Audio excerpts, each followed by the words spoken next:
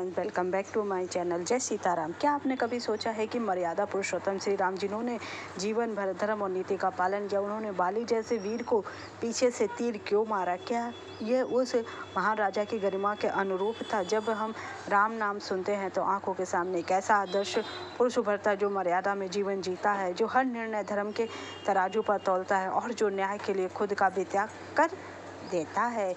तो फिर वही राम जो अपने पिता की आज्ञा के लिए वनवास जाना स्वीकार कर लिए, वही राम जिन्होंने रावण के खिलाफ युद्ध में नीति का पालन किया, वह राम किसी को छिपकर तीर मार दे, यह कैसे संभव है?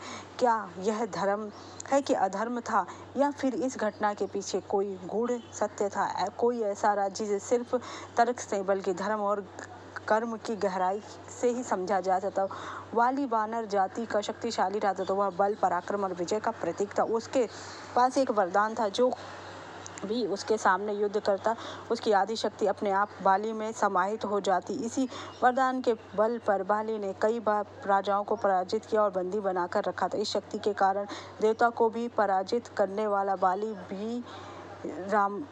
भी अपने आप को भगवान समझने लगा था। रावण भी बाली के हाथों पराजित हो चुका था। बाली का छोटा भाई सुग्रीव था। दोनों भाइयों में अनन्य प्रेम था, लेकिन एक घटना ने दोनों के बीच दरार डाल दी। एक बार मायावी राक्षस ने बाली को चुनौती दी। वह दोनों भाइयों को युद्ध के लिए उकसाया। एक गुफा में जा छिपा। बाली राक्षस से युद्ध करने गुफा में गया और सुग्रीव बाहर प्रतीक्षा करता रहा। कई दिन बीत गए। गुफा से खून बहता हुआ बाहर आया और कोई आवाज नहीं आई। सुग्रीव ने सोचा कि बाली मारा गया।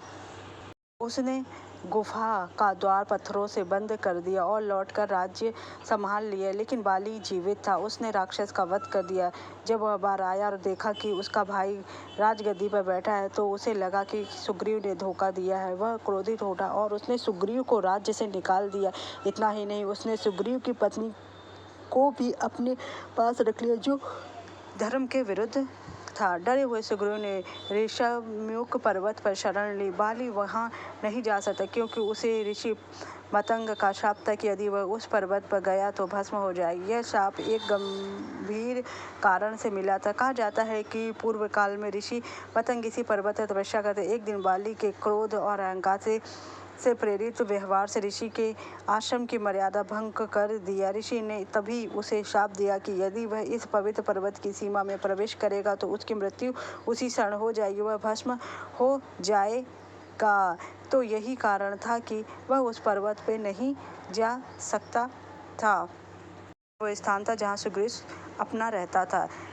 ऋषिमुख पर्वत सिर्फ एक आश्रम ही नहीं था, बल्कि यह एक पवित्र भूमि थी। श्री राम को न्याय और अधर्म के बीच निर्णय लेना था। उसी समय श्री राम और लक्ष्मण सीता माता की खोज में वन भटकते हुए ऋषिमुख पर्वत पहुंचे। उनकी भेंट सुग्रीव से हुई। सुग्रीव ने उन्हें अपनी पीड़ा सुनाई, अपने अपमान की कथा सुनाई और श्री राम से सहायता मांगी। श्री राम ने सुग्रीव को न्याय दिलाने के लिए आश्वासन दिया। सुग्रीव ने देवी सीता की खोज में सहायता देने का वचन दिया। यह दोनों के बीच एक पवित्र मैत्री गठबंधन था।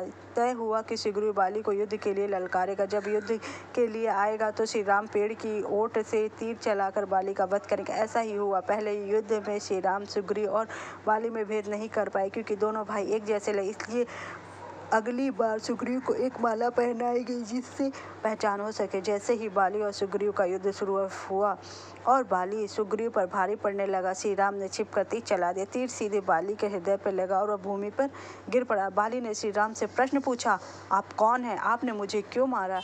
वो छिप कर श्री राम ने उत्तर, मैं राम हूँ, अयोध्या का वनवासी राजा। मैं धर्म की रक्षा के लिए आया हूँ। सुग्रीव ने मेरी शरण ली है और वह तुम्हारे अन्याय का शिकार है। तुमने न केवल अपने भाई को राज्य से निकाला, बल्कि उसकी पत्नी को भी अपने पास रख लिया। यह धर्म के विरुद्ध है, यह अधर्म है। बाली ने पूछा, लेकिन आप युद्ध में मेरे सामने आ सकते थे, आपने छिपकर क्यों मारा? श्री राम ने उत्तर दिया, हे बाली, मैं तुम्हारे सामने युद्ध करता तो शायद तुम मुझसे युद्ध करने वाली की शक्ति ही भी छीन लेते। मैं किसी व्यक्तिगत विजय के लिए नहीं, बल्कि धर्म की स्थापना के लिए आया हूँ। मैं क्षत्रिय हूँ और एक राजा के रूप में मेरा कर्तव्य है कि जो मेरे राज्य की शरण में आएगा उसे मैं न्याय दिलाऊंगा। श्री राम का यह उत्तर संदेश था कि धर्म किसी रूप या रीति का बंधक नहीं होता, वह परिस्थिति और कर्म के आधार पर चलता है। कुछ शास्त्रों में यह भी कहा गया है यह घटना पूर्व जन्म से जुड़ी है। पूर्व जन्म में बाली ने एक ऋषि की तपस्या भंग कर दी थी और एक निर्दोष को छिपकर मारा। तब ऋषि ने उसे श्राप दिया था, अगले जन्म में भगवान विष्णु